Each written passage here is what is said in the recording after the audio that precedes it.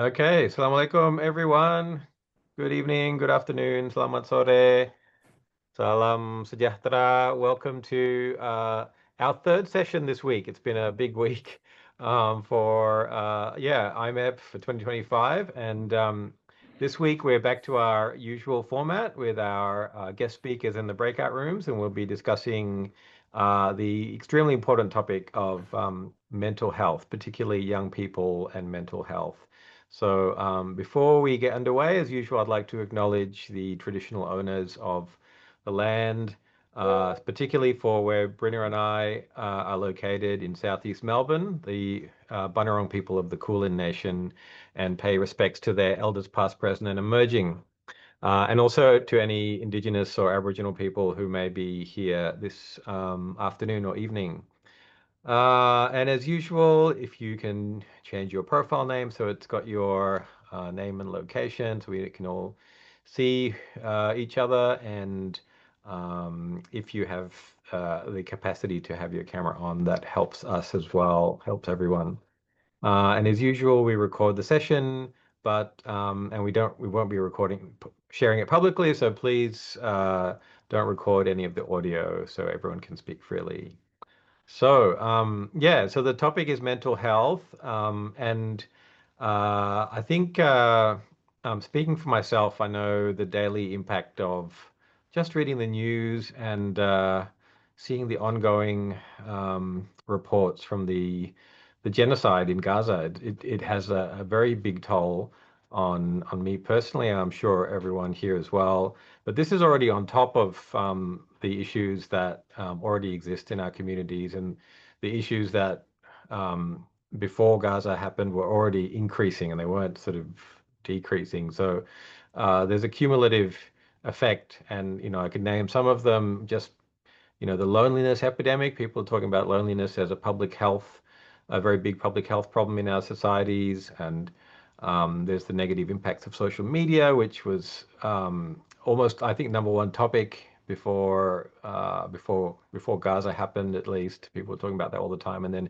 bullying at schools, many other issues. So our speakers tonight will be well equipped to guide us through some of the issues and answer your questions. And many of the delegates here, as we've been chatting before, are actually actively involved in mental health issues or working in environments where these are going to be coming up on a regular basis. So I'm really looking forward to the questions. And before I introduce our speakers, as with the session on Tuesday, if anyone at any point feels you need to just take a bit of space, if it's difficult, please, as always, just turn the camera off and rejoin just when you're able to. So we're very privileged to have two speakers, highly qualified to talk to you in the mental health space this evening.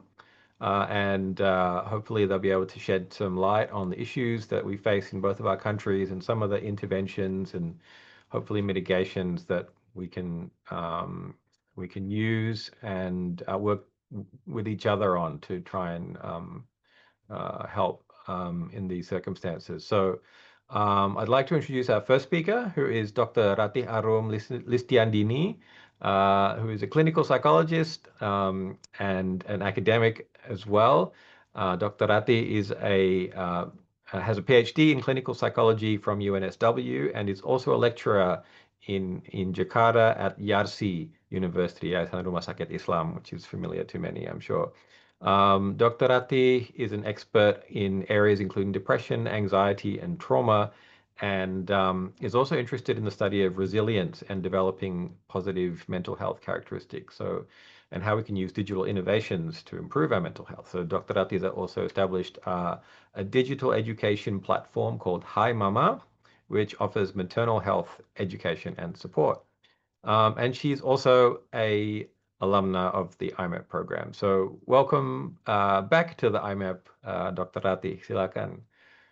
Okay, Assalamualaikum Rawan. Thank you so much for introducing me. And hello everyone, Mbak Brina, Brother Ziad, and Sister Ulfa, and all of the IMAP members and IMAP participants for this year. It's incredible opportunity for me to join this session again.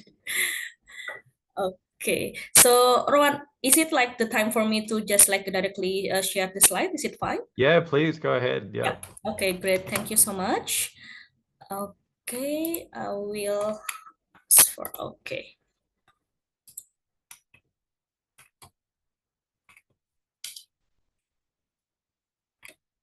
Great. So I will start my talk. So I will about 10 until 12 minutes. So hopefully I could, like not overtime. Okay, thank you so much for the opportunity. And actually, Rowan already introduced me. So I'm a clinical psychologist and assistant professor at ERC University. This is just a little bit more background about me. So I finished my master and bachelor in psychology at the University of Indonesia, and then I also like pursued my PhD in clinical psychology from the UNSW Sydney, Australia, and I was also a part of the AIMEP participant in 2016. My current activities is currently practice as a psychologist. I also like do some academic job as a lecturer, as a researcher, and for the community engagement, I'm also still actively engaged as a public speaker as well as educator in terms of mental health and well-being issues. So you could call me Mbak Rati or Mbak Arum, it's fine. So both name is actually like the familiar name from my friends and families. Okay, so what I will discuss this afternoon, the first one is the mental health landscape, especially in Indonesia, because I'm coming from Indonesia, and maybe some of you also like from Indonesia, and for some of you who come from actually Australia, I would like to share more as well about the condition in Indonesia, and then the challenges that happen that might be also like influence the condition of mental health among young people in this country. And then I will also discuss about how we could make maybe some improvement, how to engage with challenge, and of course, how it's very important for us as young Muslim leaders to taking care of our own mental health. So let's talk about this. It would be maybe like a theoretical, but actually it will tell more context about the situation related to the mental health in modern challenges, especially Rowan also mentioned before about the condition in Palestine, the genocide in Palestine. It's of course it's something that is very important in the individual development. So if you see here, the Bronfenbrenner, so he's actually one of the pioneer who explained about how the system around the individual actually could influence the condition of the mental health and the development of the individual. If you see from this, like a diagram. So, for instance, the individual level is us as individual, or maybe like the young people itself, and then for the microsystem, it includes family, siblings, peer, school, and works. The microsystem is the system that is directly influence the condition of the individual, like how you like raise as a children, how is your relationship with your siblings, how is like your school, influence as well about the pressure that we have as a student, as a young people. And then like above that, we have also like the mesosystem. The mesosystem is something that is like interconnected between all the microsystem. For instance, is like the family in somehow have some connection with siblings, have some connection as well with the peers, with the schools, with the work as well. So this mesosystem also creates an influence to the individual development. And then the exosystem is much more like the bigger system. We called about the extended family, the neighborhoods, the mass media, and then how the parents work environment. And then the biggest one is the macro system. It includes all the laws, social conditions, and then related to the values, and then economic system, culture, history. And the macro system, of course, it also could influence the development of the individuals. So if we talk about the condition right now, for instance, like the social economic situations, and then the political stability, or maybe like the condition about like the war, like genocide, and everything that we heard outside of our like first circle, it could also influence our condition, our mental health.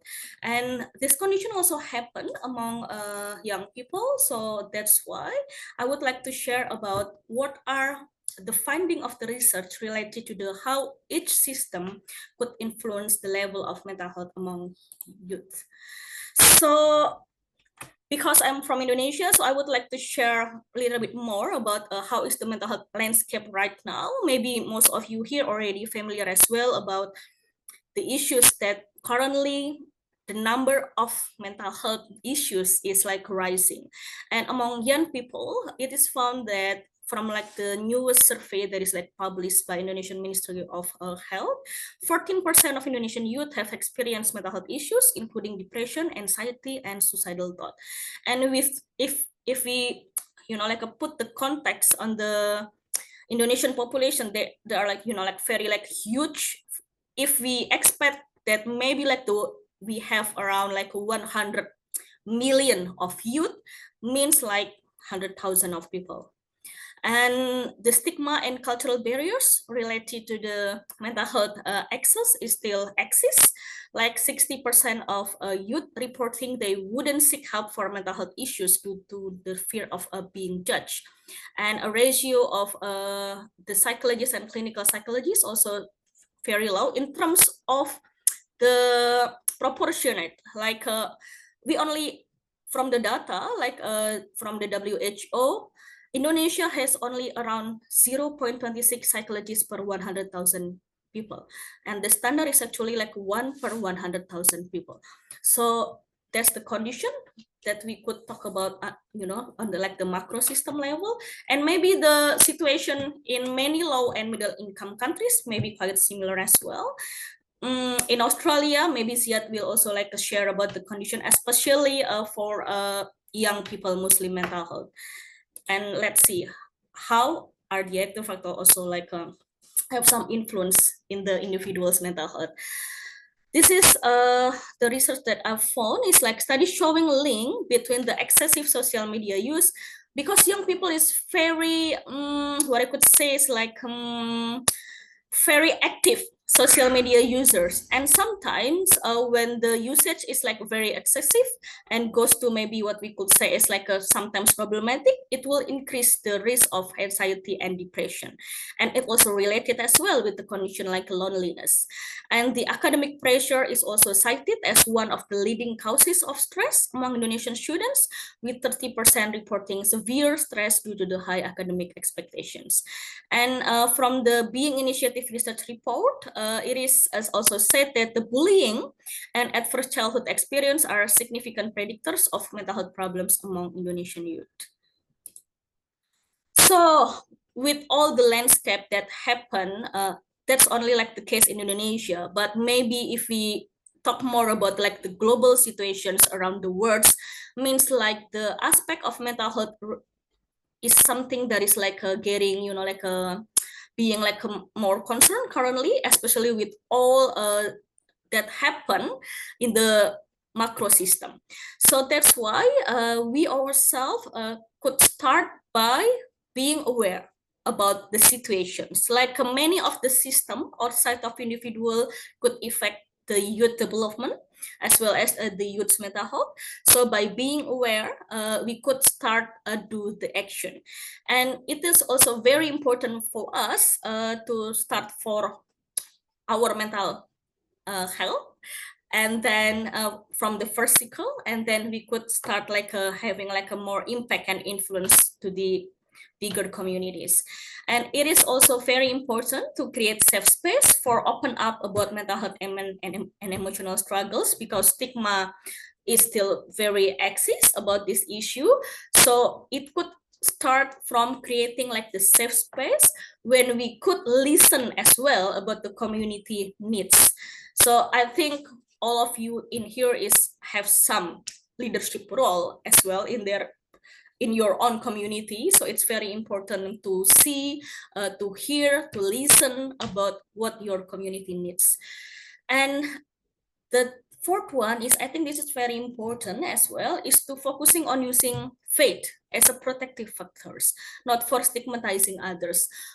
My own research that has been done like recently in about the struggles of accessibility to access mental health support find that actually like the high religiosity among Indonesian communities sometimes not being the protective factors.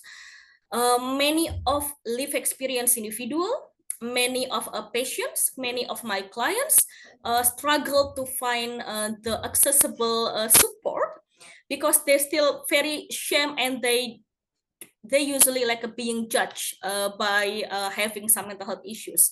Like some of them experience like not only stigma but also what I could say is like a judgment, like it's because they don't praying enough or maybe they don't feel grateful, so that's why they have some mental health issues. But the fact is, if we could talk more about what are the factors that influence the condition of mental health problems, it's not only as simple as because people doesn't pray or like a people like a do not have like enough gratitude, but there are the biopsychosocial factors that could influence as well, like the situation on the like the macro system, like the disaster, war, everything, and then the system in the like the micro system, like their family conditions, it also influence the mental health. So that's why it's very important how to bring Islam, like a Islam, like Muslim believers, or like a we as a Muslim, or like a Islam believers, to focusing how to bring the Islamic faith, not for being stigmatizing, but how to create more support and being the protective factors. And that's why it's also very important for us to explore the way how to integrate the faith and science. And this is also very important. Remember to take care of yourself, because maybe as a like sometimes the young leaders who are like being in front of the risk situations could also experience what I could say is like secondary trauma. When I engage with people, with clients that has like a very high vulnerability, that has like a very struggle with their emotional issues, that also have like a experience their own trauma issues, like being like being a victim of violence, or maybe they saw something that is like traumatic, it could also create secondary trauma for the helper. And because all of you in here is actually like a community leaders, of course maybe like someone will come to you and maybe you would like to help. But in this case, not everyone has already like a prepared enough to listen for like a being someone that could help somebody, but also know how to help themselves. So that's why start from taking care of yourself, building the self-care for yourself, like a building like the good habits, attitude, and then the right mindset, and then bringing up our resilience. It will help us to do more for our community. So do not forget to take care of yourself. And there are some actions that I think we could think about the situation currently that happen among youth mental health issues. For instance, is how to use the digital intervention for helping the mental health problems. Like I mentioned before, like a current generation is like very, what I could say is like maybe they are like a, what I could say as a digital native, right? So they already like grown up with the digital device. So it's very important as well for us to use and finding the right digital solution to also like support young people's mental health. And mental health programs could be also engaged into a school base, or maybe if some of you are like a teacher in a pesantren, for instance, like a boarding school, it's also very important to taking care the mental health of young people in the like at least in the like a microsystem and their own mesosystem, from the school, from the parents. And this is the role of the school, the boarding school, the pesantren. Very important to also create like awareness and creating like safe space for young people to open up their mental health and emotional struggles. And then the third one, of course, is the community engagement as well as peer support. What I believe is like maybe all of you here already like engage with some community initiatives, peer support, which is it's really good because that's one of the way to create like a positive vibes around the community, to create like the circle that is like a, and then networking that is like supportive for young people. And what I could also say, it's very important as well to create like the policy and systemic recommendation to building up the mental health among young people. For instance, in the national level, it's very important for us to have our own national mental health policy. Maybe Australia has already like more like far away about that, like compare to Indonesia. But in Indonesia, we are on the process of like a developing in terms of the policy that could create a safety place that could have like like more concern in the mental health aspect. And then building like a training for educators, like from like for teachers, for lecturers who are like have like a everyday engagement with students, with university students, with young people. Or also maybe create like a training like supportive system among health professionals, because sometimes the people who have some mental health issues, they tend to visit the medical doctor first before they meet a psychologist or they meet a psychiatrist, of course. Especially in Indonesia, like some of mental health issues are usually like reflected by the somatic symptoms. So it's like a very uncommon for us, like a notice, like I think I feel depressed. It's not like that, but I feel like a dizzy. I couldn't like sleep well. I couldn't like eat well. So something that is much more related to the like the somatic symptoms. So it's very important as well that at least the first responding health professionals, either it's medical doctor or nurse or maybe like a midwife, for instance, could also some awareness and basic skills to helping people who have struggled with their own mental health issues. And then There's not much time left, Bharati. Sorry. okay, thank Yep. you. Yes, and then break the stigma by creating like the public awareness campaign and multi-sector collaboration between policymaker. So this is my last statement. So what I could say is we need to break stigma, nurture our own well-being, and create safe space where faith, knowledge, and empathy guide to the next generation to thrive. Thank you so much. Thank you so much, Dr. Rati, Yeah, for that wonderful overview. And you raised a lot of very important points. In particular, I think well, I found very interesting the idea that faith is both a protective factor, but it can also yeah, cut the hmm, other way, and it can cause issues such as with yeah, stigmatizing or judgment. So, yeah, yeah, and obviously take care of ourselves. So I'm looking forward. I hope we can cover some of those other issues on the last slide in the questions. But yeah, please, if you have already some of those questions coming up, please put them in the chat for Dr. Ratia and also Ziad, our second speaker. So I'd like to introduce him now. So Ziad Serhan is the CEO and co-founder of Educade Australia. He's a qualified counselor and recognized community leader in the mental health space. And Ziad is an accredited suicide intervention trainer and a master instructor in the mental health first aid course, where he's delivered over 100 courses in schools, workplaces, and community settings.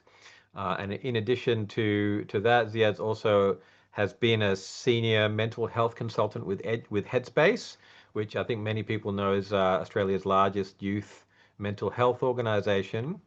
And also, I just want to mention, it's not on the in the notes, but Ziad's also been heavily involved in the program which has brought over the head of the Palestinian Ministry of Health's mental health department, Dr. Samar Sabawi. The program is just finishing, so perhaps there's a few reflections you can share from that. But Finally, Ziad's also an IMEP 2021 alumni, so we're very proud to welcome back Ziad to the program. Thank you very much, Ziad. Thank you very much, Rowan, for that generous introduction. Can you hear me? Yeah. Yep, It's all good? perfectly. Thank Okay. you. Salam alaikum. Peace be upon you all. Thank you for the warm invitation. My name is Ziad, and I'm honored, deeply honored and humbled by the invitation. Thank you to Rowan and Brina for your incredible work, not just in this year's IMEP to make it happen, but also over the many, many years and the community that you've built around such an incredible program. So yeah, I'll introduce myself shortly. I also wanted to acknowledge the traditional owners of the land that I'm meeting on today. I'm zooming in from the land of the Gadigal people, and I wanted to pay my respect to elders past, present, and emerging, highlighting also very deeply and appropriately the deep relationship and respect that the indigenous people of the land of Australia had with the Makassar Indonesians. And this is deeply personal for me because as a Muslim born and growing up in Australia, there was nothing that strengthened my connection to the land I'm on, even though it's colonized land, than actually learning about that relationship between the Makassar traders and the Aboriginal people of our land. And it was through the documentary Before 1770 that was pioneered and directed and launched here in Australia by Sheikh Wissam, who's a respected community figure. So it's very special for me to be connecting with you all, and I just wanted to to highlight that. I think it's really, really important. These are some images that I believe are not, they're depictions of what trade looked like and what travel looked like between the indigenous people of this land and the Makassans from Sulawesi, which is beautiful. I also wanted to acknowledge the connection that the indigenous people have in this land with the indigenous people that are undergoing genocide in Palestine. As a Palestinian myself, there's a lot of strength and connection that I draw and that we also collectively draw between the impacts of colonization and the erasure of the native people. And we're seeing it unfortunately unfold in real time. And it's very painful to watch, watching the images and the videos coming out and feeling so helpless. But I think, spaces like this and programs like this where we're able to connect and process information about mental health, but also challenging systems of oppression become really, really important. So just a little bit of an introduction about myself. So I took a different path, not a typical path in the space of mental health. So I'm actually a high school teacher by background. I was a science teacher. I worked in the public setting, and I guess my interest started there. This was a photo of me whilst I was teaching at a high school here in southwestern Sydney. And there was an opportunity to be trained in the mental health first aid program because there was an evaluation that was happening in the school I was at. And I put my hand up to volunteer to deliver the program. And subhanAllah, it was through that program that I realized how important stigma breaking, to break stigma through education was, especially amongst young people from diverse backgrounds. So the school I was teaching at had a high refugee population, and it was incredible to see, to have conversations, because even when I was teaching science, I would have accidental conversations about, a young person will disclose information about their own struggles, and it was a lot more common, than we think. A young person, for example, once disclosed to me how they were having thoughts of suicide, or they were engaging in self-harm, or they were depressed because of a situation at home.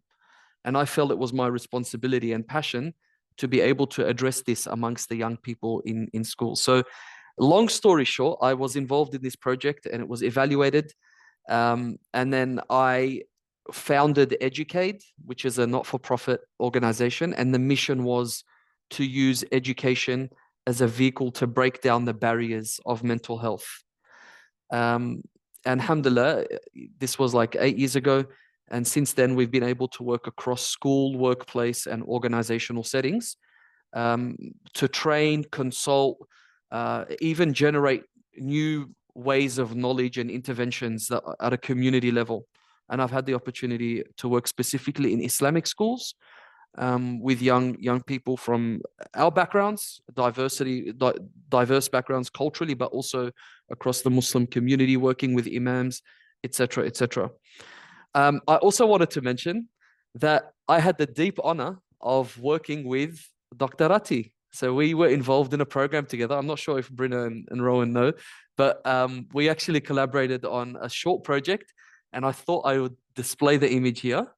Dr. Ratti probably, hopefully remembers, from 2023, where we actually came together and I invited Dr. Ratti to be part of a hackathon where we came up with a project or an intervention. It was just an idea. It didn't go much afterwards, but it was good to kind of lean on one another. So the connection between us, it's apart from being AIMEP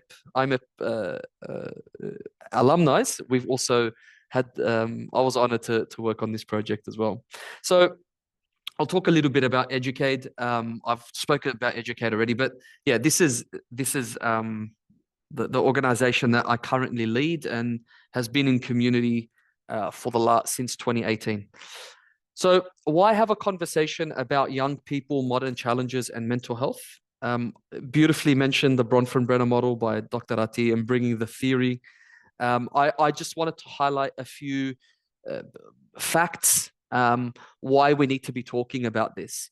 And feel free also to jot down in the chat box why you think it's important to be having a conversation about this. But I guess this is one statistic that comes from the Australian Institute of Health and Welfare. In a classroom of 28 young people, in any given 12 months, 4 of these young people will have a diagnosable mental illness. Okay. And that's pretty alarming. There are other statistics which unveil 1 in 4 young people. And then other statistics which even go to as much as saying 1 in 3 out of the population in a 12-month period will have a diagnosable mental health illness. In extension, this is, in terms of impact on young people, this chart comes from the Center for Economic Performance. It compares life years lost due to mental health conditions in terms of rates of morbidity. And we see that across the age, especially like in that young person age, like 14 to 29, mental health problems spike dramatically. In fact, this is the highest point of mental health burden across the lifespan. And there's implications for youth mental health, which are important, and that mental health is the dominant health challenge in adolescence and early adulthood. Okay, and this is in the Australian landscape. And this is critical. We know globally the data also shows, even if it's not as prevalent in young people across other countries, the investment in early intervention is absolutely crucial, because a lot of mental illnesses that might occur later on actually stem from risk factors and episodes in these younger years. So intervention models become really, really crucial. This is another alarming statistic here in Australia. The leading cause of death in young people aged 15 to 44 is suicide, followed by motor vehicle injuries and accidental poisoning. Again, alarming statistics, could be extremely confronting as well. And we know whilst not everybody that dies by suicide is due to a mental illness, statistically speaking, 63% of people that die by suicide are known to have a mental health condition. And we know people from diverse backgrounds, culturally diverse backgrounds and faith communities also have other psychosocial risk factors that are unique to them. So this is really important for us to talk about. Another way of just communicating what this looks like in Australia from a service level perspective, in terms of who accesses services when they need help. And this is an analogy that I drew from one of the research papers whilst I was doing my graduate certificate in youth mental health. And it says that I want you all to imagine that men aged 16 to 24 were represented as 100 people. All right, men in this age group, 16 to 24, in this young person / early adulthood, were represented as 100 people. In any given 12 months, okay, 23 of these men will have a diagnosable mental illness in a 12-month period. Okay, would anybody like to guess, out of these 23 men, how many of them then go on to access professional help? So out of the 23, so say 1 in 4 men in this age group have a mental illness. Only 3 Very end up. few. Yep. Yeah. So Ron, yeah, you called it, mate. I'm guessing Yeah. very few. Yeah. Absolutely. So 3 men will go on to access a mental health service and seek professional help. And this is a very simplistic way. There's obviously complexities as to why people don't access professional help. But it's really, really important to acknowledge that young people, so young men are the most represented statistically, but also the lowest users of services when they need it. This is a quote that I like to mention, that mental illnesses are thus the chronic diseases of the young. So the question then becomes, what are we doing to address this disease or these illnesses? You know, where are our economic priorities as on a systemic level relative to other parts that we might be investing in? So I love what Dr. Ratti was mentioning. This is a holistic approach. It's a systems reform as much it is as a grassroots on the ground reform. And we need to be working in tandem.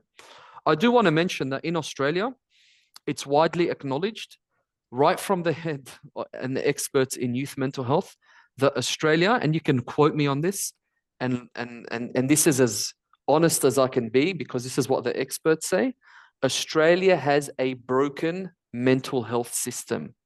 It's a broken system. It's severely underfunded and under-resourced and is not meeting the demands, okay? There's countless examples of why and what this looks like, but most recently within the last year, there was a mass resignation from the New South Wales Health Department of psychiatrists because they were being underpaid and overworked. So on top of the challenges that already exist, we have systemic challenges. And this isn't to fixate on the problem. I think if we're to create solutions or look to empowering ourselves and our communities, we need to really understand what the problems and challenges are. So understanding, I think, the modern challenges, we also need to understand the past. We know the saying, you have to know the past to understand the present. And as we acknowledge modern day approaches, we also need to understand how traditional communities and societies worked. And if we were to imagine a timeline, on the left side, we see, that prior to the 18th centuries, communities existed that were tightly knit. There was religious and spiritual practices, and these played a really important role in addressing emotional and psychological distress. When somebody had an issue emotionally or psychologically, they would go to their community leader, their spiritual healer, somebody trusted within the community. And in fact, cultural and religious and spiritual practices played such an important role in addressing these emotional and psychological distress. So what happened, I guess why this is important is because, the Industrial Revolution emerged, and this led to the secularization and the decline of religious authority when it came to things around well-being. We witnessed a societal shift, and then communities became more fragmented, and then there was the commercialization of certain areas, including the counseling and psychology areas. So there was, and then on the right-hand side, I'm conscious of time. I'm going to go for 2 more minutes, Rowan, if that's okay.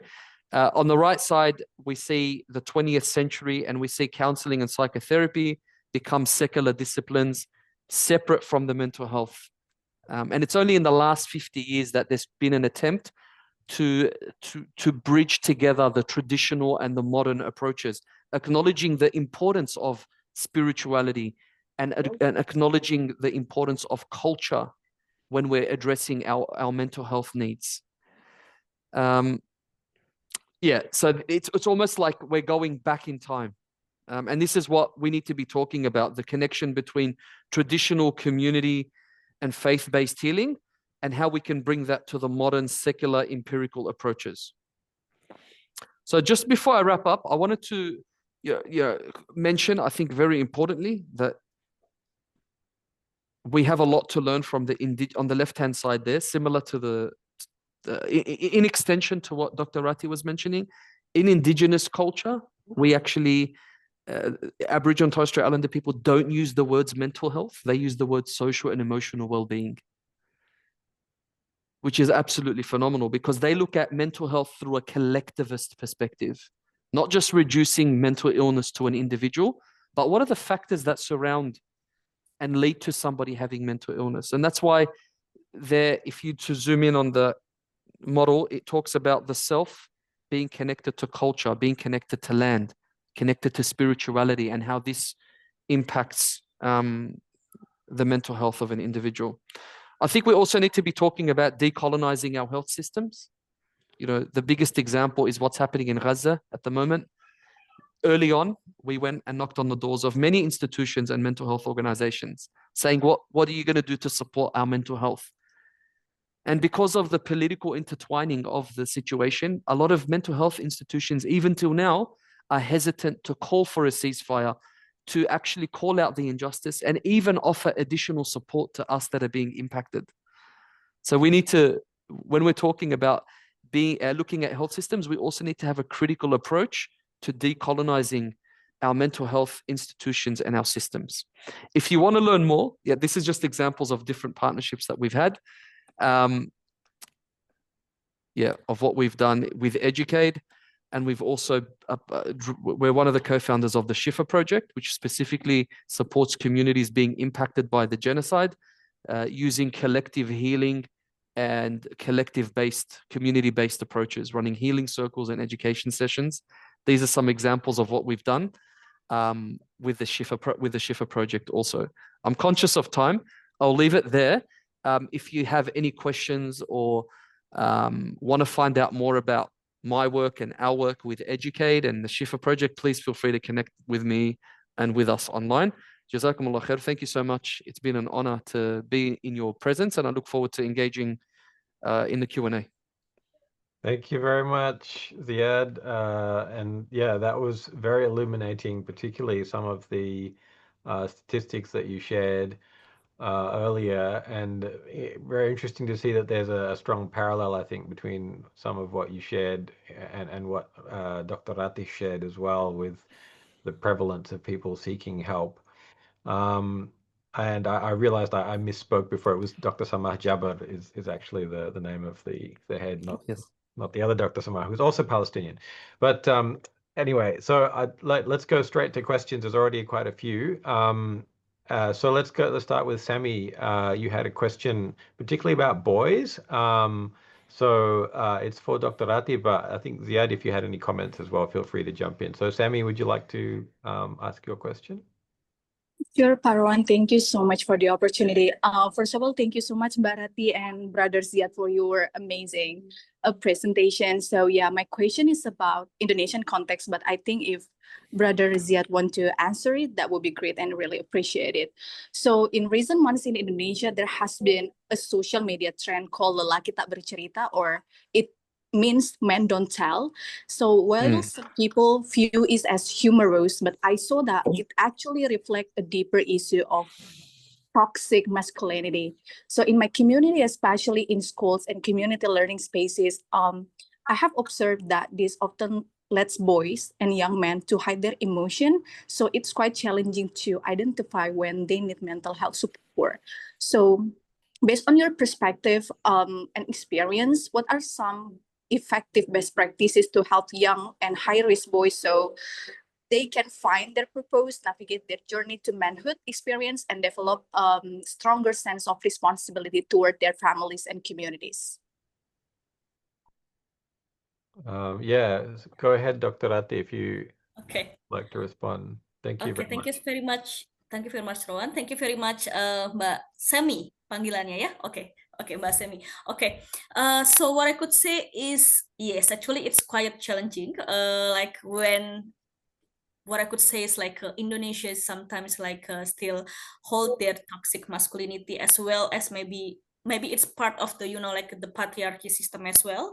If we could see, you know, in the like a broader context, or like a broader system, or like how usually like people expect that men do not need to show their vulnerability. And it could be like being like the very big problem, because statistics found that actually the one that is successfully, what I could say is like having like suicide, is men. So means like the number of men who actually have like mental health problems is very significant, but because of the stigma, because of the, you know, like the expectation from the community, because their own self stigma as well, they don't asking for help when they facing some emotional struggles. Actually, like for this issue, what I think is very important is to, you know, like maybe the one that is like already like being trending now is something that is like grown up from I think like social media, like hashtag and something like that. And we need to like have some effort actually to maybe, you know, like have some kind of the action, or like the hashtag that is like different with what is already like being trending in social media. By first is like raising, for instance, for the young generation of men to more, what I could say is not for being vulnerable, but to show them that actually like being a human being is very common for us, for experience sadness, for experience anger, for having like the emotional struggles. And it could start actually from the right role model. That's what I think is very important. Usually the similarity about gender will influence as well about the young people see about the mental health issues. So it's very important to create like the system in the school, in pesantren, or maybe like in the community, where the man that being a leader could also show the caring, the compassionate aspect, that show them that it's okay for asking for help in terms of mental health issues. And maybe the way we educate like this like a high risk boys, not for like directly like go to psychologists, or maybe like go to psychiatrists. Maybe they will feel like more like stigmatizing, because of the term of psychologist and psychiatrist is still very associated with you know, like a crazy people or something like that. So maybe we could like creating like the public campaign to create like an awareness about how to build the wellness among young people, the wellness among young men. So the framing is not for looking for help only for when you have some emotional struggles, but also like to promote, to like prevent the mental health problems among these high risk boys. So the public health campaigns, and then like the raising the education awareness with the right role model, and then like building like the activities that also like creating like wellness, like sport and everything. I think it could also be like a good strategy to start prevent and promote the mental health issues among these high risk boys. Yeah. Can I add? If Yes, that's sure. okay? Yeah, Yeah. sure. Mashallah, you know, that was such an amazing answer. Just to add my 2 cents, I think we need to also acknowledge there's a biological difference between there's a biological element here. Men naturally tend to withhold expressions of emotions. There's a biological layering to it, which we have to acknowledge, that sometimes it's not as easy to express themselves as as females, right? So I think there's biological factors. There's also social factors, which is the toxic masculinity trend as well. I think it's important. We need to move from toxic masculinity in our context, especially the Muslim community, to prophetic masculinity, because we have those solutions, even culturally and religiously. You know, we talk about how the Prophet Muhammad sallallahu alaihi wasallam, he would cry. You know, the famous incident where he cried when he was clutching his deceased son, and him and the companions were bewildered. How are you crying and you're the prophet? And he said, "Am I not a human?" Right. So we need to kind of, to defeat like these ideas of like toxic masculinity. I think we don't have to look that far. I think that's number one. And number two, it's important that we create safe spaces. From my experience, working with young men, getting them to sit down and just talk about their feelings most of the time doesn't work. It's unnatural. It's, you know, like that's not how we're built, right? So sometimes we need to be creative beyond just campaigns and hashtags. We need to create safe spaces that are built by men for men. Let's involve them in creating that, right? Let's get them together and let's design something together. Okay, usually sport or any type of activity that involves connection, and where talking isn't the necessary focus, right? Maybe woodworking, playing a game of sport, and then you have somebody open up a discussion, you facilitate a circle so that you're rapport building and you're building that trust before you can open it up. That would be my 2 cents. And the third thing is having ambassadors share their lived experience. I know for me at Educate, when we're delivering training or workshop, myself, Tarek, like one of the co-founders, we often share how it was like to go and speak to a psychologist for the first time. Not so we can project and say, oh, you know, we had issues. Tarek shares about his story about being suicidal. But the main messaging is about encouraging help seeking. It's not just to talk about our issues and make it about us. So we need to build a framework to share lived experience, especially amongst men, and to break down the stigma and to involve our leaders, our religious and cultural leaders. They all need to develop a common language and a common approach, so it becomes a whole of community approach to break down these barriers. Allahu Alam. Thank you for that. I'm very glad that you both were able to comment on that, because personally, as a man, I feel as though there are some deep issues there, and the statistics that you shared only back that up. There's some real attention, I feel like, that needs to be given to especially young men and supporting them in our community. So there's some great questions coming through. I might swap over to one from an Australian, and it's something that always comes up. So I'd like to give the opportunity to Allah. Would you like to ask your question? And Yeah. it's an interesting one. Thank you. So Jazakallahu khairan to you both. Such an important topic, and I drew a lot of insight. So one of the questions that I have is mostly in our Muslim communities and even parents, when someone expresses that they are going through depression or mental health, the first thing is, oh, you've got jinn, evil eye, we need to do ruqya. And obviously that's quite scary to think that, you know, you have something inside you. And I just wonder, from both of your experiences, how do we like shift that conversation in a gentle way to actually identify if we need other types of support, like professional support? I'm just curious, can we have a show of hands? How many people have had something like this happen to, like, you know, someone they know of? Because I feel like it always comes up, and I know there's someone in my family who, you know, just mild mental health issues, but someone in the family has said ruqya, jinn, you know. So anyway, I feel like this is out there anyway. But yes, please, maybe Brother Ziad, you go first this time. Sure. Thank you, sister, for that question. I think it's very important. I think there's a few things. I think as a young parent myself, but also my own experiences with my parents, even till now, right? I wouldn't open up to my parents. They've got a typical Arab, you know, perspective. I came here and there was harsh conditions, and look at you complaining.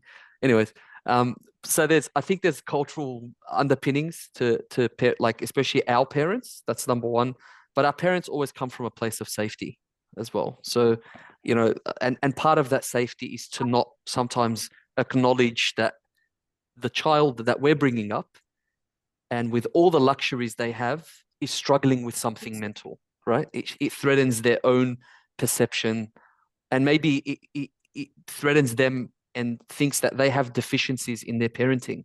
So I think that's number one.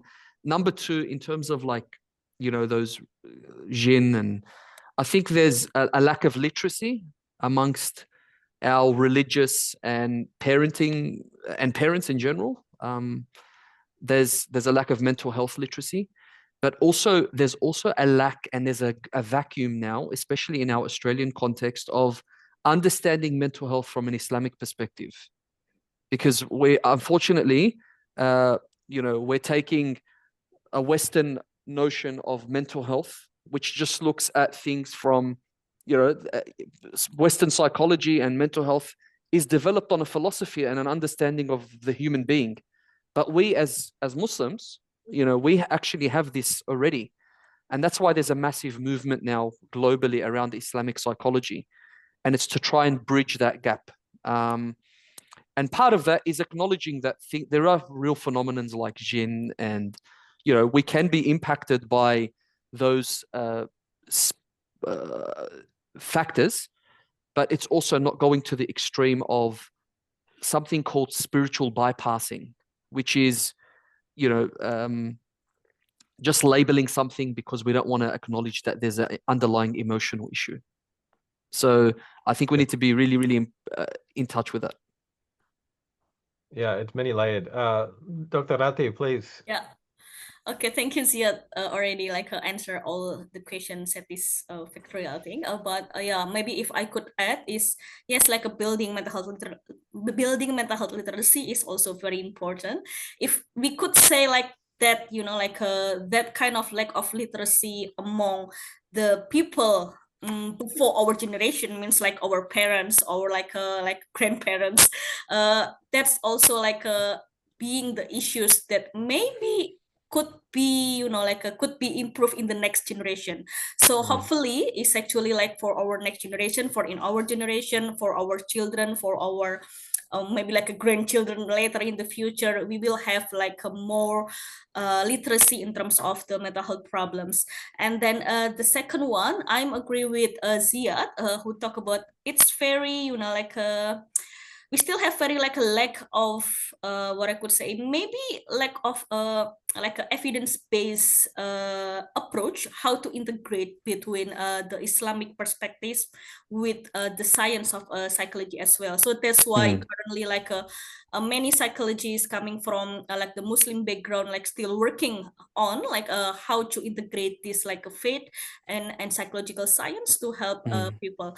And then the third one, if I could adjust at it, is actually like how to, you know, like having like a creating like more dialogue with religious leader, which is I think I believe most of you in here is religious leader. What I could say is like in your own community, but if we could influence the religious leader that has more power above us, maybe like the director of one of the like the biggest organization that has very much you know, like an influence in their community, I think it could be also one of the way to, you know, like more educate people on the next generation, at least on each community leaders to understand more about the community's mental health problems. It's not only about the spiritual thing, but many aspects, many layers that we need to taking care. Yeah. Can I just, sorry, add one comment, Rati, because you inspired me to make one more point. Dr. Samah Jaber from Palestine, she's here in Australia with us at the moment. And she was talking about, you know, similar challenges in Palestine where there's a lack of resources and lack of mental health professionals. So she talks about this idea of flattening the hierarchy. So it's not mental health professionals don't sit here. It's about training and building capacity in educators, in teachers, in community and religious leaders to have the basic skills to respond to the needs of community. and we develop that, because even in religious communities, and Dr. Rati has a lot more information on this than I will do, but I came across research which says that in religious communities, community and religious leaders, when people have issues, not just religious issues, they go to them. 60% of the issues people go to their religious leaders about are non-spiritual related. They're more related to their well-being and their mental health. So yeah, and that's where, you know, it's growing in Australia. I feel like there's a lot more awareness. It's picked up heaps, but you still hear of the horror stories of this person went to an imam and they said that you have jinn and you have to do all these funny things, and it traumatizes the person even further, etc., etc. So absolutely, I think we need to have, you know, like I said, a whole community approach where we're increasing the literacy across the board, and also having services that are sensitive culturally and religiously. We lack that heaps in Australia. A lot of young Muslims don't go to mainstream organizations because they feel like there's a value misalignment with existing services. Anyways, I have a lot to say on that. I'll stop here. Sorry. Yeah. No, this is very interesting conversation. I think what you're both saying about increasing the general level of literacy is really powerful, because I don't want to. Who are we to say that that it's not a jinn, or it's not a ruqya won't help? It's just when it's causing harm, or it's, some of the ruqya practices can be quite violent and traumatizing, as you said, Ziad. But I think if we're all sort of a bit more aware of mental health issues, hopefully that kind of inoculates the community against some of the more fringe, I suppose, practices, inshallah. Anyway, but it's a complex issue. I don't want to. Yeah, but let's go to another question. I think is really important from us, Mujib, because it's talking about schools, and in particular, I think maybe I'll focus this one with Arati. But we've already had a few sessions where we've had discussions about the issues that arise in schools. So, Mas Mujib, would you like to ask your question? Okay. Is it audible? Yeah, we can hear you. Yep. Okay. First of all, I would like to say thank you, Rowan and Bu Brina, and of course our amazing speakers today, Bu Rati and Brother Ziad.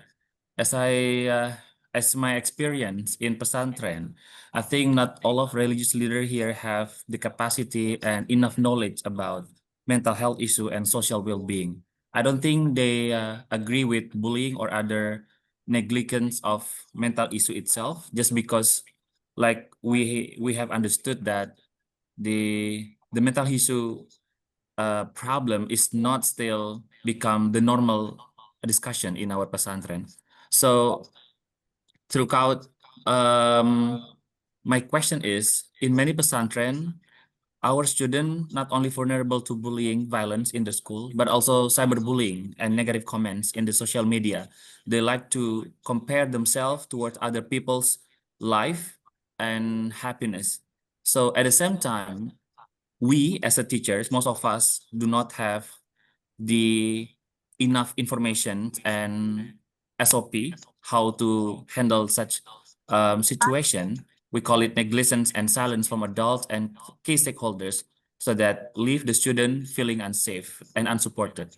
From both of your expertise in mental health, what practical strategies can be applied to help pesantren create truly protective environment, both offline and online? Because the phenomenon that santris are living away from their parents, so they cannot have direct help from their parents, so that with thousands santri in our pesantren, I think it's very challenging and very hard to handle that, because I'm still struggling with my rules. I have the policy to have rules and regulation that we are not allow people to do bullying in the school, but not that easy. So I really need your expertise and opinion to help us out handle such situation. Thank you.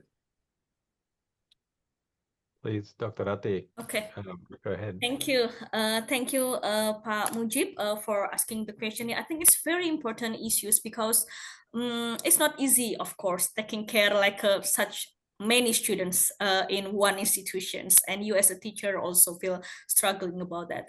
So what I think is very important is for like a first, of course, like a creating like the safe space regulation, which is you already mentioned that you already like tried like to creating that kind of regulation, like a no tolerance for bullying, and how to approach other with respectful and everything. So that's the first ground rules for the preventions. And then the second one is, I think it's also very important. I'm not sure like how many teachers in your school, but what I remember is usually like one teachers could be like being responsible for like some or like many students in one institution. So I think in this regard, the first helpline that I think it's very important on the pesantren system is the teacher that being the main advisor of the students for having a basic skill for psychological first aid. Maybe Ziad could also like share how the psychological first aid could also, you know, like be like a train in his own community. But in my experience, by upgrading the skill for the teachers for giving the first level of help, the psychological first aid training would be helpful to building those skills. And then after that, also creating like the referral system. Like for instance, if the teacher as an advisor couldn't help anymore, so what the students need to be referred to? Is it to the like the public health center, or maybe it could be also to the like the hospital, or maybe go to the like psychologist? So I think like we need to like to create like the system when the students know how to reach help. So start from the first line, which is like the teacher, or maybe we could also start from the peer. So there are also some evidence that show that the peer, you know, like a support is also like a very important. So creating like their own peer counselor, maybe could be also helpful. So teach the peer, teach the teacher, and then create the referral system that will help the students more.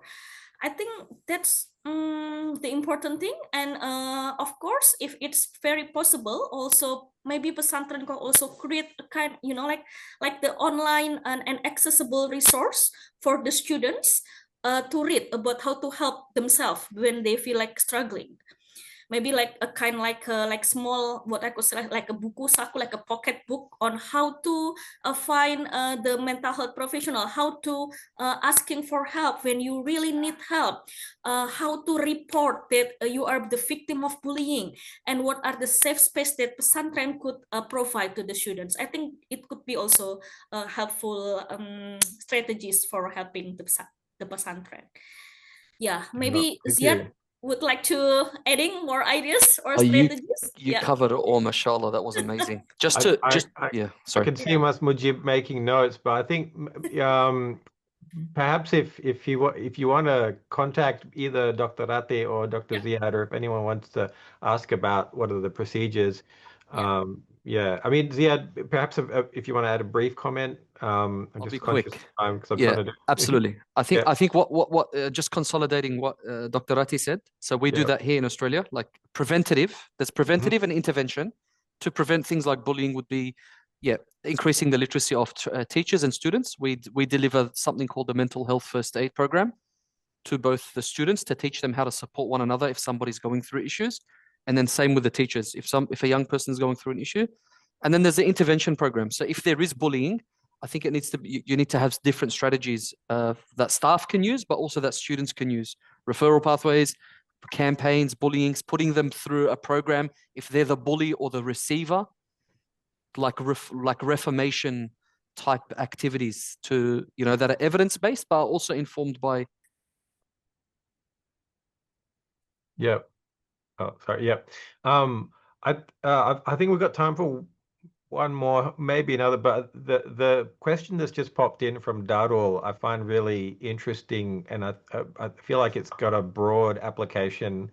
There's some of it which is similar to what was just discussed. Maybe you could expand on it because it's about how we as non-mental health professionals can support people with mental health issues. And then there's a theological bit. So maybe Darul, can you maybe summarize your questions? Because number 1 and 2 I think are very similar, related, and then we could hopefully deal with them quickly. So can you hear? Yeah. Yep. So it's basically from my personal experience. So when I was studying abroad, I have my classmate, and he is struggling with studying abroad, and then he get depressed, and I don't know what should I do. I listening to him, I seeing him crying, keep telling me what's the problem, and then what I can do is just referring him to the hospital, and I don't know if the hospital have this kind of service. And I think I also want to ask actually the number two, that one reason why people always avoid to keep contact or direct contact with the patient is that because they are afraid of becoming the target. Because sometimes people with mental, they will physically attack the people who are surrounding them, even the first person who can help them. Yes. Yeah. And the last one, feel free to just pop that in there, and then we Yeah, can let yeah. the speakers. Yeah, yeah. I think this is also one case, especially in some remote area in Indonesia. They sometimes believe that the mental disease is karma. So they believe that uh, one son or one daughter, if they got mental disease, this is actually the consequences of their sins, and that's why they just accept it as fate from God. It's a punishment. Yeah. Yeah. Mm. So maybe Zia, do you want to go first for this one? Like, so, how do we help and support, like as Darul was describing, Yeah. and also that I think, question at the end. Yeah, I please. think it's, look, realistically speaking, we're not going to get everybody on a therapist chair.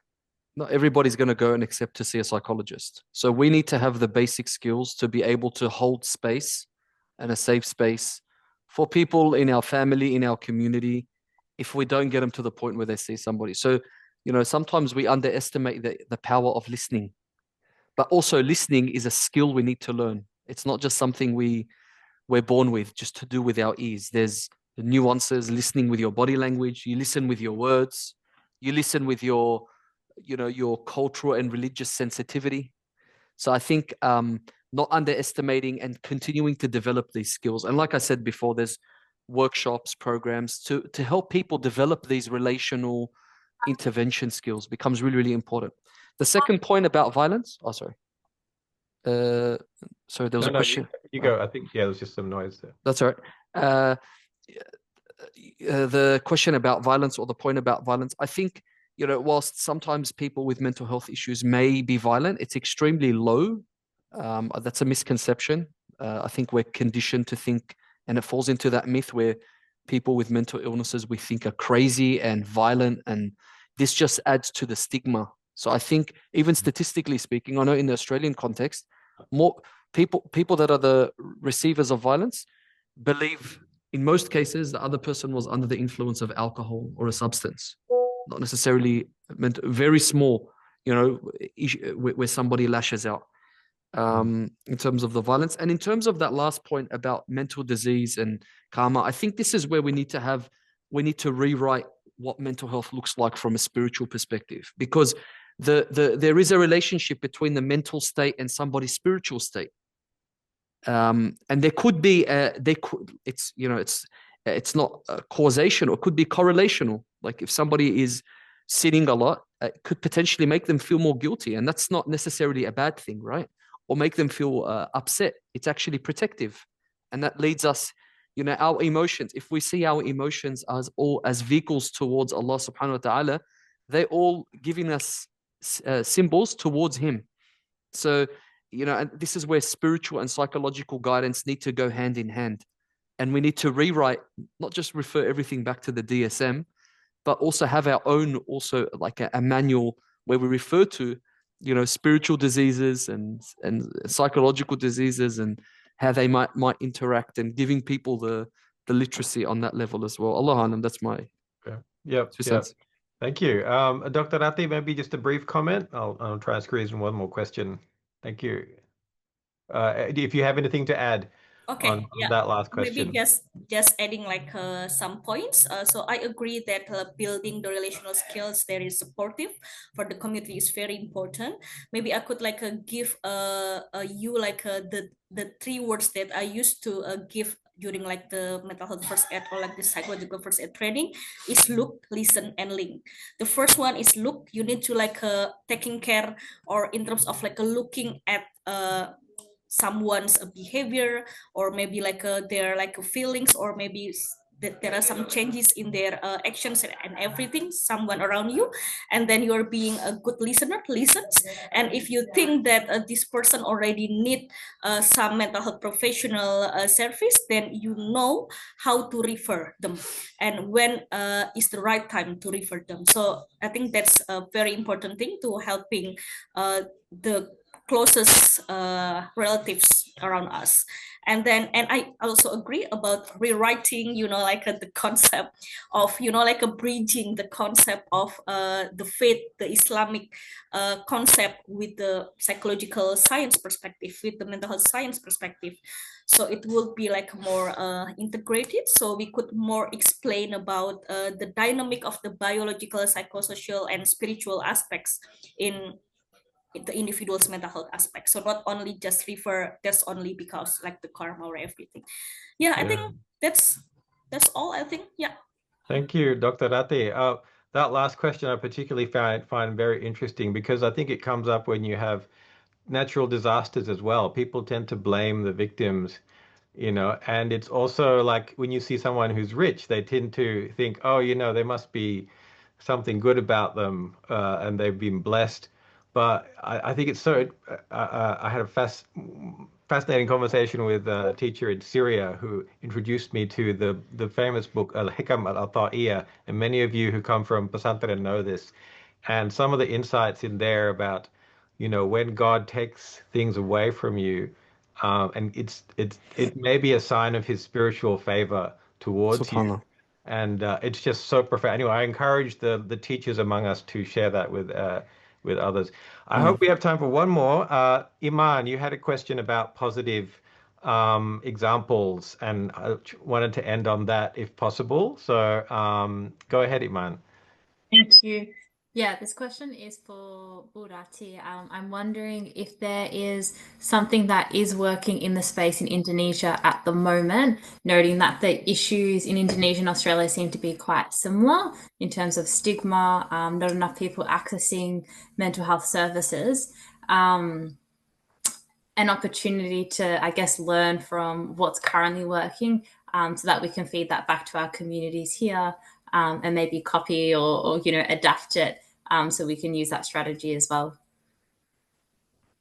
Okay, thank you, Iman. I think in Indonesia there are currently, I think what I could say is like a lot of initiatives that is coming from the sense of community from Indonesian society that creating, they're trying to creating like like some communities and as well as like the accessible support for young people. So maybe after this you could like discuss with the fellow of alumni here, which is I think all of them already have incredible initiatives that support the mental health of Indonesian communities, but what I know is it usually like start from the community, and then they started to like develop a kind like a broader impact by creating like the collaboration with each other to provide like free online counseling, public health campaign about mental health issues, and then raising like the awareness as well as like the training webinar and everything. I think it is a lot of, and it is many, and maybe like some of the initiators also here, so you could also like discuss that as well. So hopefully like this AIMEP forum could be like a great opportunity for you to connect and collaborate with each other. Yeah. Oh, thank you very much. I think that's probably all we have time for. But if anybody does have examples of initiatives that are working either in Australia or Indonesia and that you want to share with others, please encourage you to share them back in the chat or in the WhatsApp later on. Yeah, so but I just want to thank both of our speakers for their incredible generosity and all the insights and wisdom. And yeah, I hope that it's okay if, I think, if there's people who wanted to contact you afterwards to ask for, advice or resources, that I think you've already previously said that that's okay. So hopefully that's still possible. But yeah, please, to the delegates, join me in thanking our speakers. It's been a really interesting for me personally discussion, and I hope we all benefited from it, inshallah.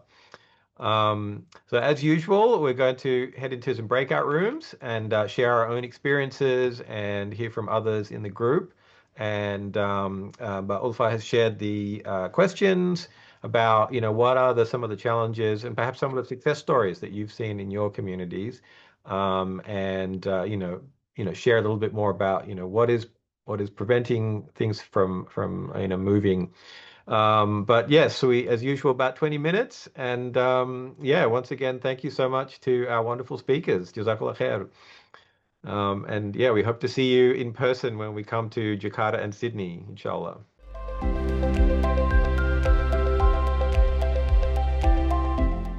Assalamualaikum, everyone. Welcome back. Lovely to see. I hope everyone was able to have a bit of a chat there.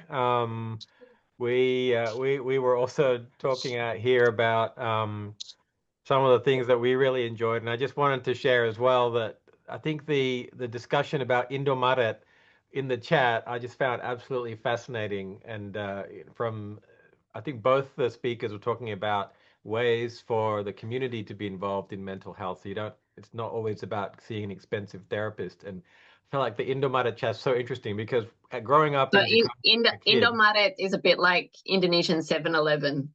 yes, yeah, Just yeah. for So like Australians. I'm thinking of like, in the middle of the night, you've got these little benches outside the 7-Eleven, and I just remember growing up in Jakarta in the 80s and 90s, you had the Ronda, which was like the Siskamling, the what do you call it? The sort of neighborhood watch, which is basically usually the men of the kind of neighborhood would sort of establish some kind of roster, and I think in the more well-off neighborhoods, it was actually they paid people to do it. But this, you'd have people out there in the middle of the night, playing chess and talking about all their problems. And anyway, so but I didn't realize it's still happening at Indomaret. So there you go. So fascinating. Anyway, that was my little sharing back. Please, I'd love to hear from what you guys were chatting about in your conversations, and if you're willing to share a little bit with the other delegates. So, choosing a room at random. Let's go room 2, maybe. We had Mbak Erin, Mas Hibat, Iman, and Mbak Ismi. I'm not sure if you're in there. And Luke, was there anything that really stood out you'd like to share back with us?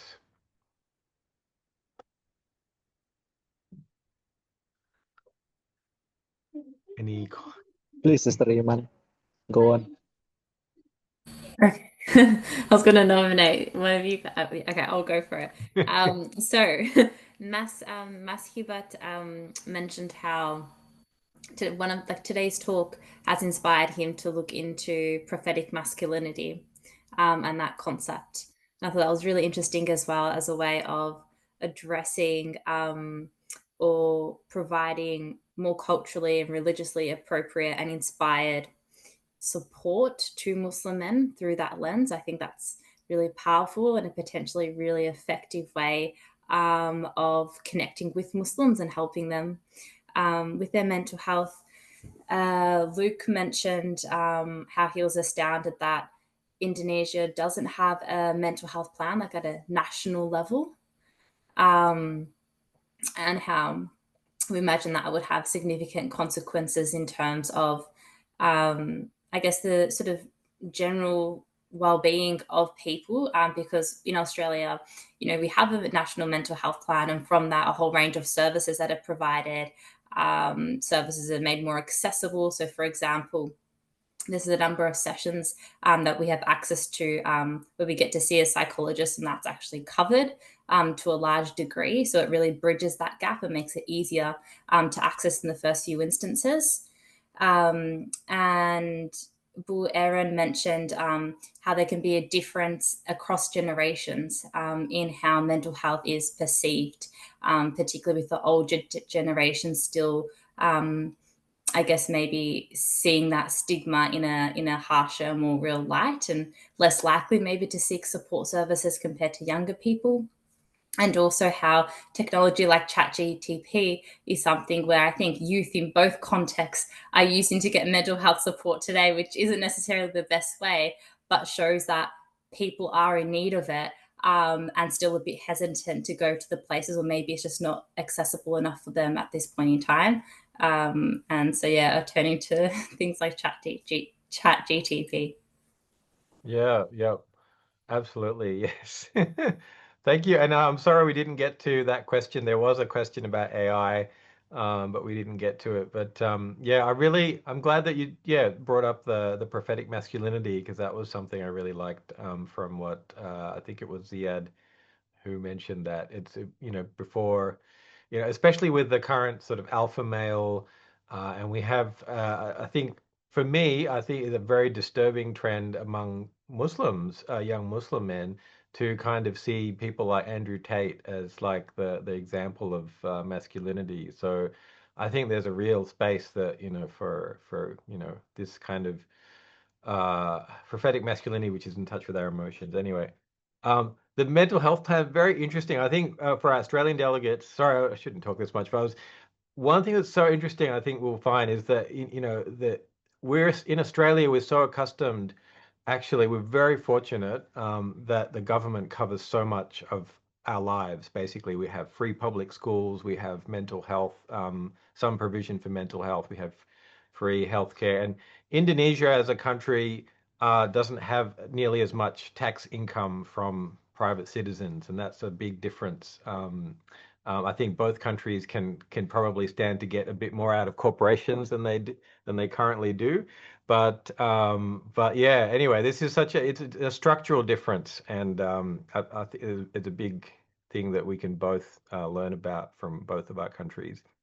And yeah, and why some things happen and don't happen. Sorry, I should shut up now. Let's go room 3.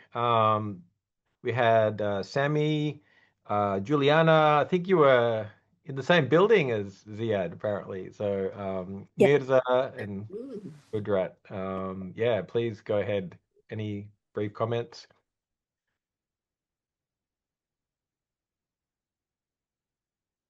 Or I can just give another little khutbah.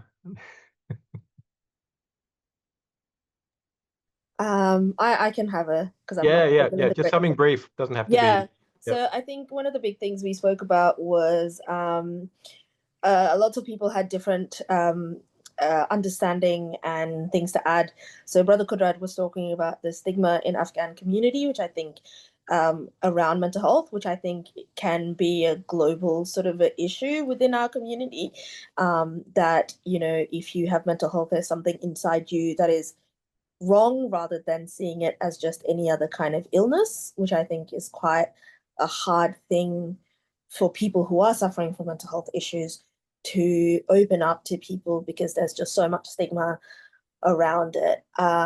And Sister Sammy was talking about mental health challenges within sort of, especially people who have gone through disasters and climate vulnerable regions, and how to teach resilience in the face of that, which she's written some beautiful, unfortunately her connection was not great, but she's written amazing notes on it in terms of climate resilient initiatives that incorporate psychosocial support with community safe spaces and post-disaster recovery situation. Me personally, I guess I am considered to be a mental health worker. For those who don't know, I'm a doctor who works in an emergency department in the inner city in New South Wales. One of the things that Ziad spoke about, I don't know if you guys caught it, but currently in New South Wales, there is a significant mental health crisis because the government is undergoing arbitration with the psychiatry workforce in terms of better pay, because we have a significant brain drain in terms of our mental health colleagues, as well as just generally for health workers in particular, because New South Wales Health is not paying us to the same degree that other states are paying us, and in some cases 30% less, considering the fact that New South Wales Health has more patients, our numbers are higher than most other states, as well as greater cost of living. So there's a big kind of government issue happening for service within New South Wales Health.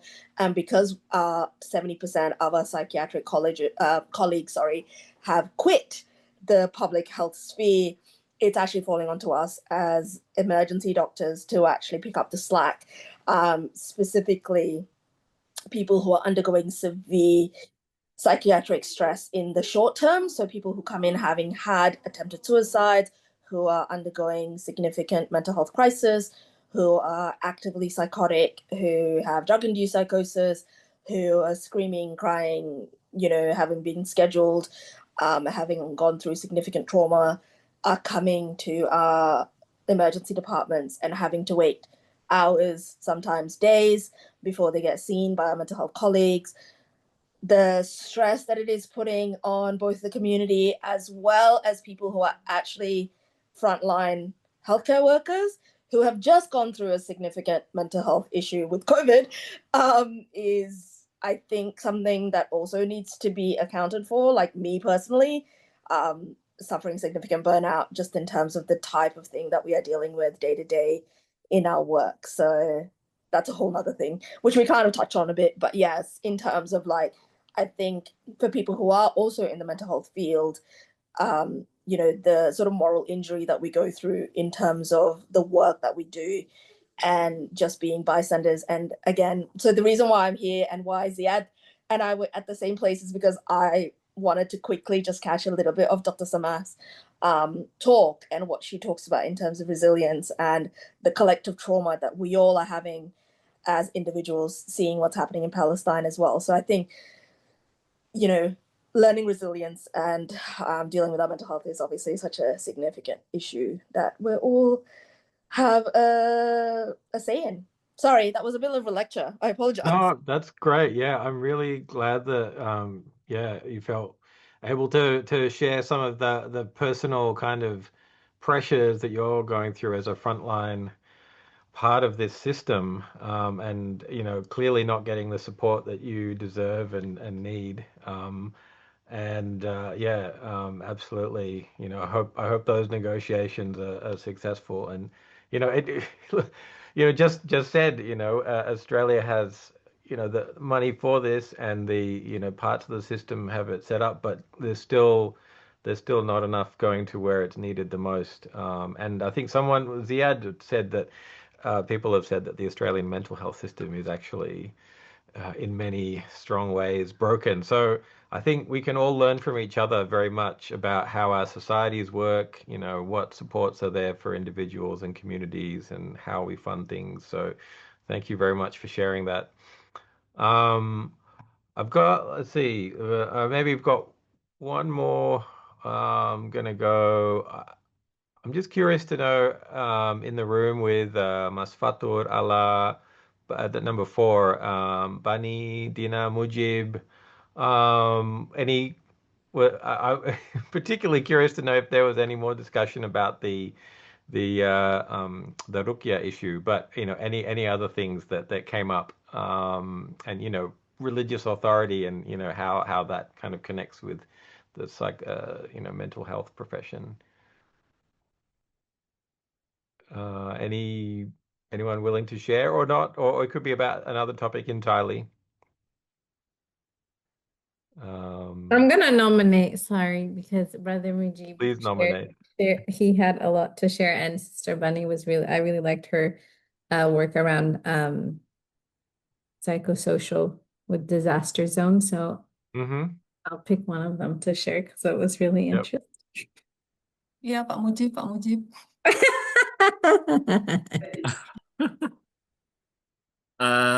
Okay, thank you for choosing me. I think from our breakout room discussion, we learned a lot from the presentation of our speakers today that were amazing, and to me personally, it was helping me and enlightening me because like Mbak Bani Bacan mentioned in the breakout room that we need to build capacity to as many as people, not only in our school, but our community, because we cannot rely on the professional because mental health issue or social well-being are now becoming our problem in our society. Therefore, in Indonesia, lately we got a lot of suicidal action, not only from those adults, but also children. It's because they are not capable of handling their, their emotion, their problem, or inner child just because of bad parenting.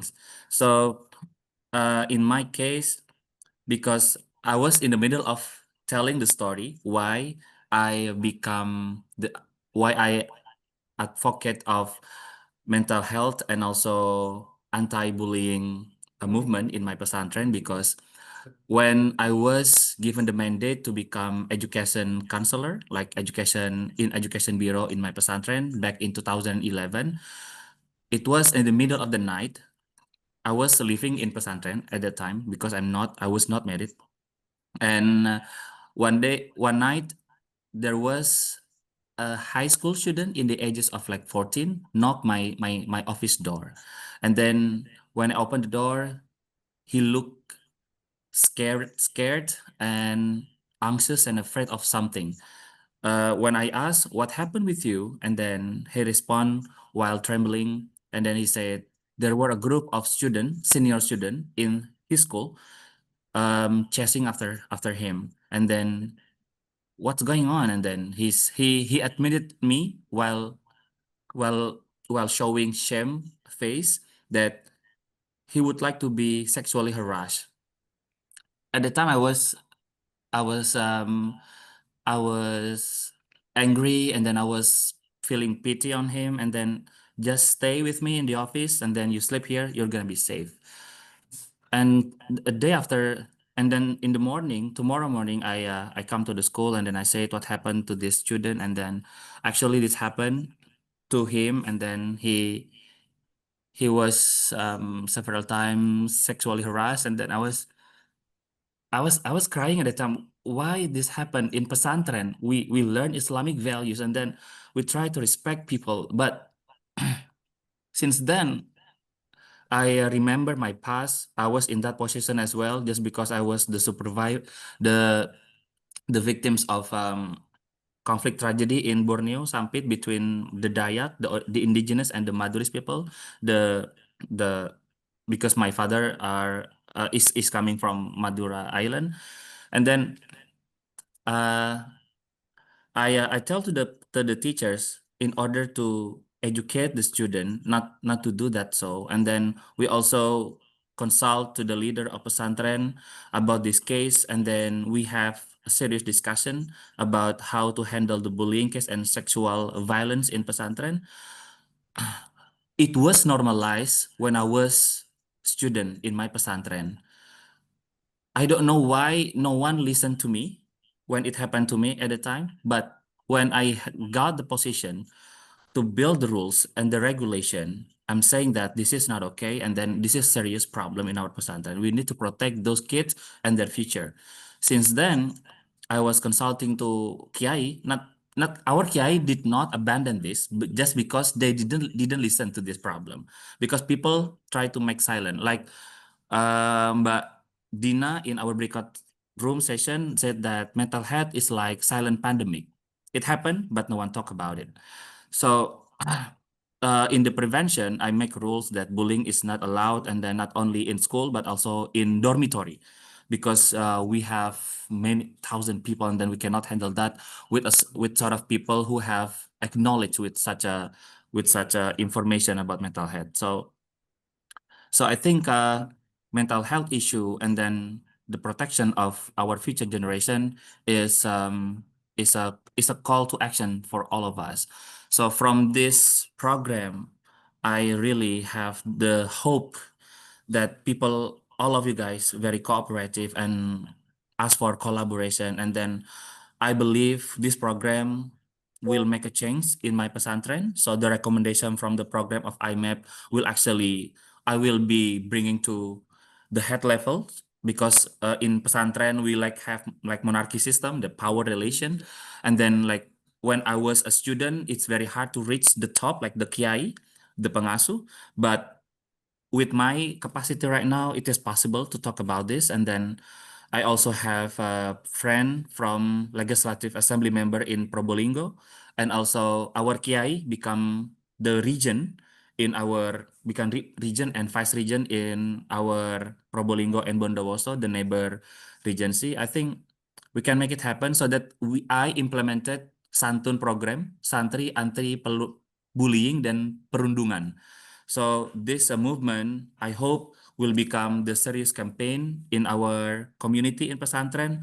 And then I also work with Pergunu, Nahdlatul Ulama Teachers Association, and then we committed to tackle this problem. And then probably after the IMAP and the pocket book, standardized pocket book like Mbak Di Ajeng proposed, I think this is gonna be very helpful. And guys, please, let's do this. Let's do this and make it possible. Thank you.